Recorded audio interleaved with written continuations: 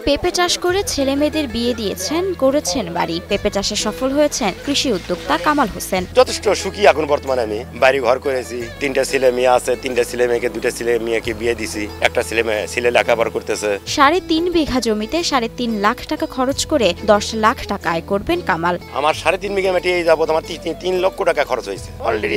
এইদিকে আমি 1 লক্ষ টাকা বিক্রি করতেছি, আর আমি আশা করতেছি যে আমার 9 থেকে 10 লক্ষ টাকা বিক্রি হবে। 4 থেকে 8 ফুট উচ্চতার প্রতিটি গাছে ধরে আছে 7 থেকে 5 কেজি ওজনের পেঁপে। আমার এই বাগানের পেঁপে সর্বোচ্চ 7 কেজি ওজন হয়েছে, মিনিমাম 5 কেজি 6 কেজি 4.5 কেজি ওজনে আমার বহুত পেঁপে আছে। তবে এ চাষে বিশেষ নজর দেন কৃষক কামাল। গাছের গোড়া থেকে ফল ধরে পেঁপের ভারে গাছ ভেঙে পড়ার উপক্রম। অধিকাংশ গাছে বাঁশের খুঁটি না দিলে ভেঙে পড়তে পারে এসব গাছ। মাসে একবার সার দিতে হয়, আর সবচেয়ে খরচা হলে ঝুঁকি হলে বাতাস হয়, যে বাতাসের কারণে গাছটা ভেঙে যেতে পারে, এই জন্য করে মোটা খুঁটি দিতে হয়। গেল 10 বছরে বেড়েছে তার চাষের জমি। নতুন ও পুরাতন গাছ মিলে 1000-এর বেশি গাছ রয়েছে বাগানে। প্রথম 3 মাস ধরে গড়ে প্রতিদিন 10 মণ করে কাঁচা পাকা পেঁপে বিক্রি হয়ে থাকে। অলরেডি যেমন ধরেন এই গাছটা দেখেন, এটা কিন্তু অলরেডি 3 মণ পেঁপে আছে এই জমি গাছটাই, আরো তো আগুনে আর পরে ধরবে, ধরা তার বন্ধ আছে নাই। কাঁচার চেয়ে পাকা পেঁপের দাম বেশি পাওয়া যায়। প্রতি কেজি কাঁচা পেঁপে 10 থেকে 22 টাকা পর্যন্ত দাম পাওয়া যায়, আর পাকা পেঁপে 30 থেকে 45 টাকা কেজি। ইনশাআল্লাহ কাল থেকে মনে হয় আমার দৈনিক 10